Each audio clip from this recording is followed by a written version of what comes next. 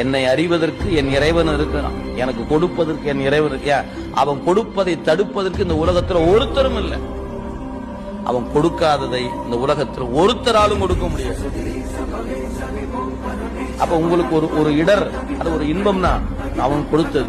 கொடுக்கலன்னா அவன் தடுத்து நிறுத்தி இருக்கிறான், வேண்டாம் நிறுத்தி இருக்கான். அதைத்தான் நீங்க விளைக்கணும். அதை விட்டு போட்டு இவன் கொடுக்கல, அவன் கொடுக்கல, அவன் கொடுக்கல, அவன் கொடுக்கறான்னு தான் வந்தாங்க, இவன் தாங்க நடுவு வந்து கெடுத்துட்டான்.